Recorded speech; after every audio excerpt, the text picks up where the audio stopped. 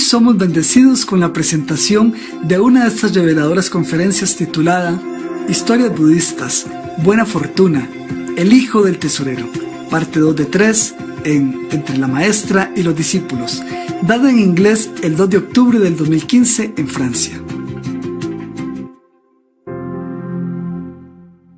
You see, this poor treasurer's son, normally he's a good boy. He married already and he's happy and he never does anything wrong.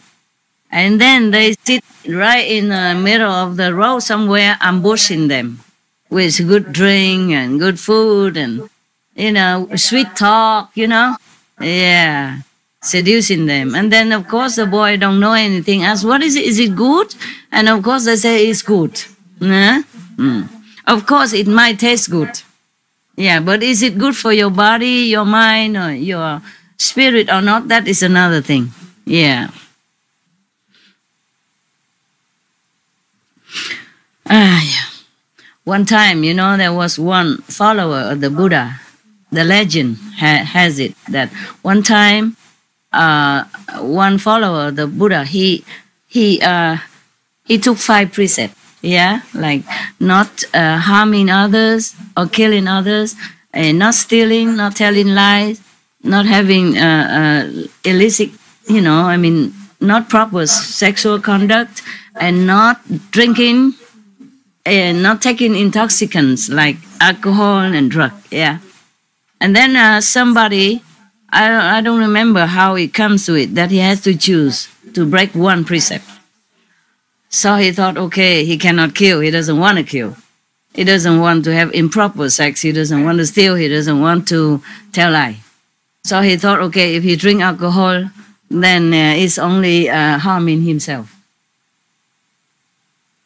He doesn't even think it's harmful, It look good, drinking cool, sitting and drinking, and then happy, look like, yeah.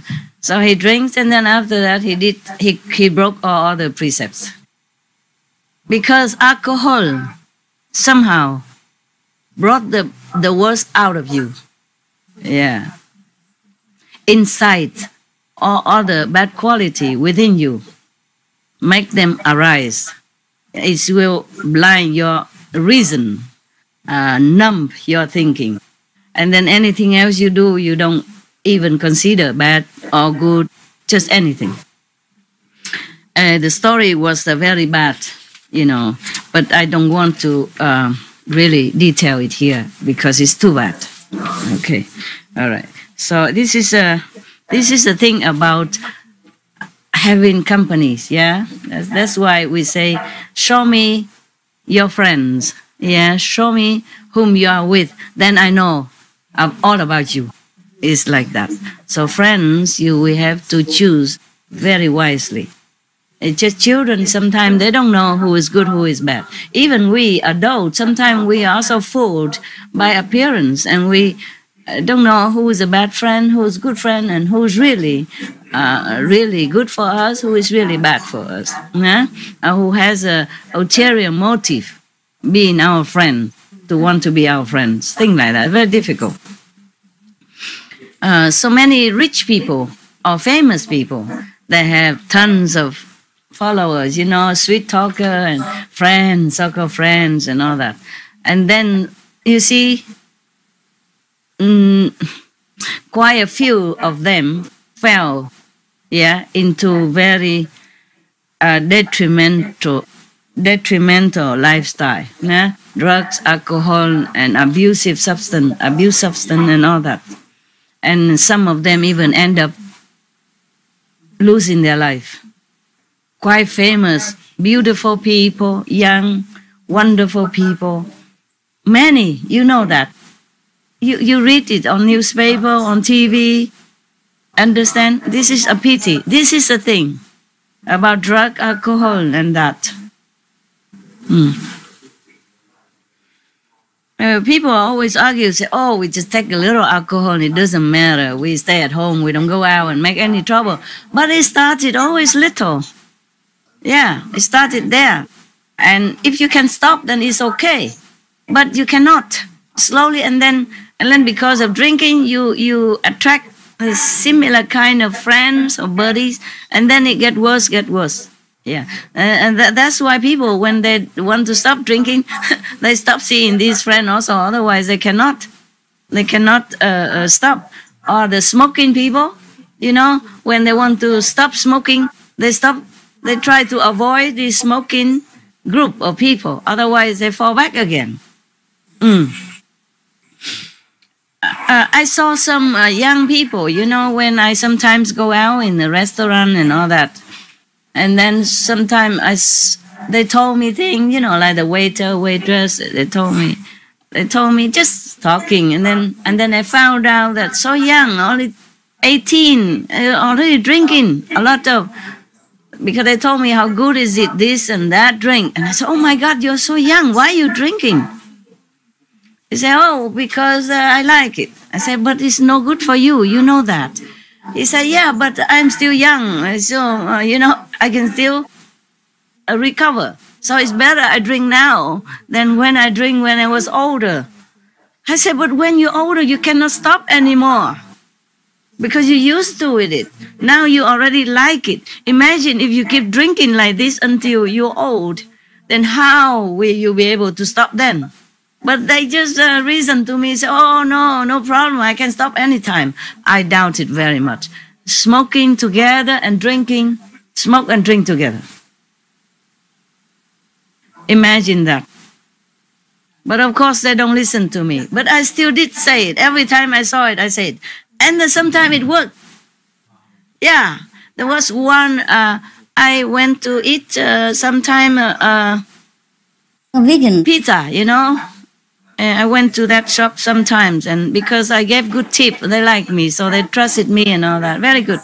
And then one of the waiter, he works in another restaurant, but he has his girlfriend in my restaurant.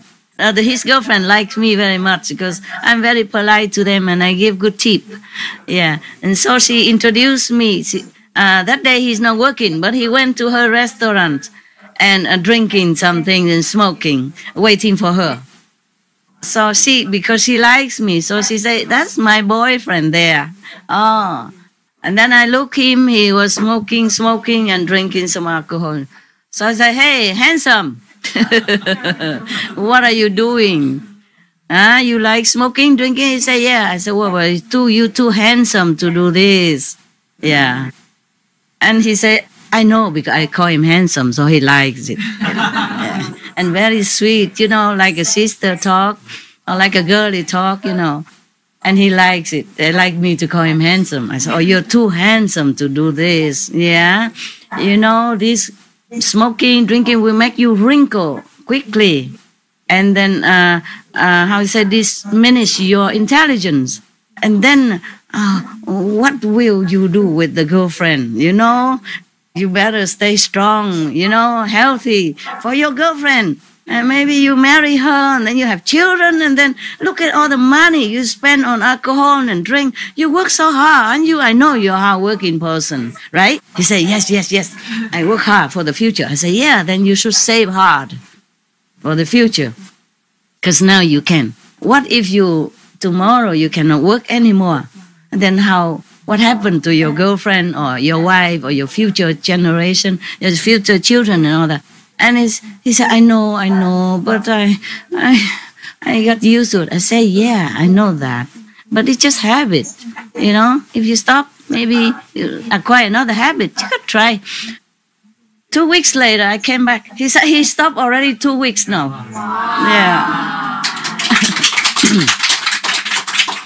And also another taxi driver and another. I mean, I cannot change the whole world, but wherever I go. And then another 2 months later, I came back. He's still not smoking.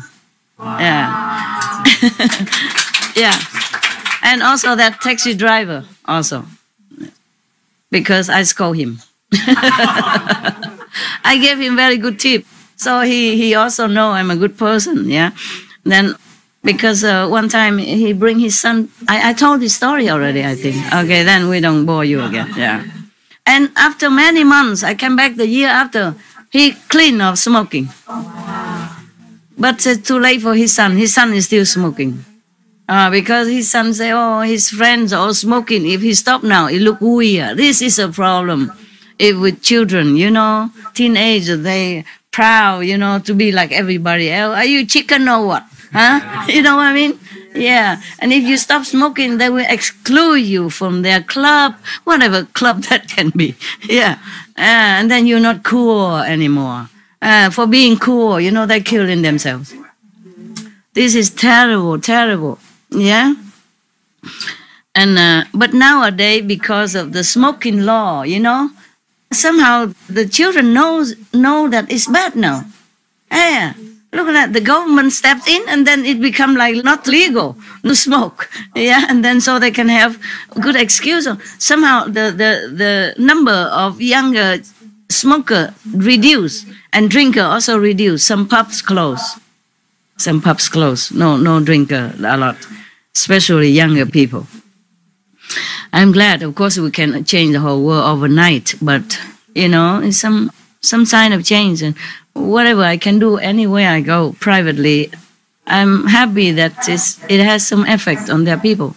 I always call him and say, look at you, you smoke, and then that's why your son learn after you. You should be a better example. You know how smoke cause you cancer and make you die early or make you unable to work. And your son, look, he's only 15. And you already give him cigarette like that. It's a smoke together, like buddy. Yeah. And then suppose you have cancer or something next year. Who is going to take care of your son? You divorce. He doesn't have a mother. He rely on you, and you make very bad example as a father. I'm sorry if you're angry with me. I have to tell you that because I'm worried about your son. And he stopped smoking ever since then. And I say, how about your son? He said, oh, sorry, he's still smoking because it's not cool to stop in school. But at least I said, okay, at least you stop, and maybe he follow. So I bought him Jesus cross, the cross, silver, with a chain to hang on the neck. I said, this is to remind you, just to reward him. I said, this is to congratulate you. 1 year later, I met him on the street. Yeah. Congratulate you, and then to remind you not to fall back on smoking again, huh? Every time you want to smoke, you touch the cross and you pray to Jesus. That's much better for you. And then he liked that. And then I think he's still not smoking. If 1 year, more than 1 year, he stopped smoking, then I'm sure he'll be able to continue. I say, you have to be healthy and strong for your son. He's very young. He has no mother now, and only you. And if you don't work, what's going to happen to him? So he stopped. Yeah. Well, never mind. And now we go back to India with the Buddha, okay? Yeah. I don't know how many more I said about smoking everywhere I go. If I see that, I tell them right away. Yeah. And it's strange like that. They're not angry with me even. I thought I risk, because strangers, sometimes I see on the restaurant, I don't even know them, they just sit next to my table. I had actually no right to tell them what to do. I thought they're going to be angry, but they all feel very apologetic. I say, yeah, I know, I try. I say, try again. Try again. I talk sweetly, I don't say, hey, no good. Only that taxi driver, because he was driving me from my house to the city, and then while we are passing the path, mountain road, that his son was cutting grass for my house, he take the cigarette and give it to his son. That's why I saw it. I say, I was really angry. I was really angry. Until then, I didn't know that he encouraged his son to smoke. He passed by and give him one cigarette. Meanwhile, we're waiting for him to come back. Oh, that's why I was angry. So I really give it to him. But the rest, because I don't know them, I'm very sweet, I say, oh, you're such a beautiful and lovely skin. Why you smoke? You're going to destroy it. You know how much people pay to have your skin beautiful. You have such a beautiful face and beautiful skin. I wish I have it. And now you're smoking. And soon, in several years, your skin will be very, very bad. And that, like motivate people. Yeah. Something like that. Yeah. I don't always scold them when smoke. No, of course not. I feel sorry for them. Only that taxi driver, because his son only 15, I didn't know he's doing this. Take out a cigarette and give it to him like that. It's like a natural thing. Like a candy or something. Oh, then I was very angry because of the son, Yeah. But then he stopped smoking. Wow, I was impressed when I saw him again. Yeah, I hugged him and said, "You good father, good boy." And I went to a jewelry shop and buy him a cross. Yeah, silver. It's not expensive. It just happened to be a Father Day. Yeah. So I give it to him, and I tell him all this, encourage him, strengthen his power to stop smoking, because his son is still smoking in his house, and that's very difficult for him to quit. But he still did that. So he's really a hero. I say, you are a hero, father. Not just a normal father. I know it's very difficult for you to stop smoking. You are good. Oh, really, like that. Okay. All right, we go back to India. Yeah. No Buddha stuff. Enough with negative stuff. Talk positive. But this is also negative. That's why it brought me to telling you this kind of thing. Okay, now.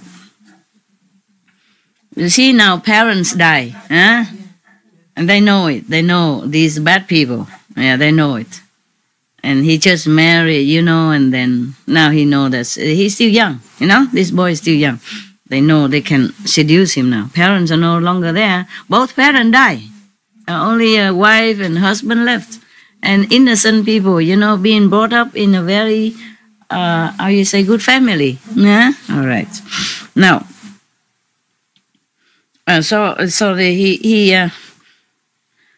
they just sweet talk him, They didn't say drink this or anything. They just, oh, you are a good boy. Your blessing will make us, have a better life and all that, okay?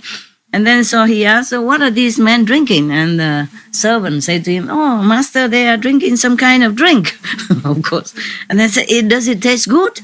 He said, master, in this world, this is the best. Yeah. So the youth, the boy, you must know, even though he's married, but in India, they're married young. Even 15, 16 already. You understand that? So both of them are still teenage. Yeah. So in that case, said the youth, the son of the treasurer, said, I must have some too. Of course, it tastes good. He likes. So he caused the page, meaning the servant, to bring him first a little, and then a little more, and then he drank them all.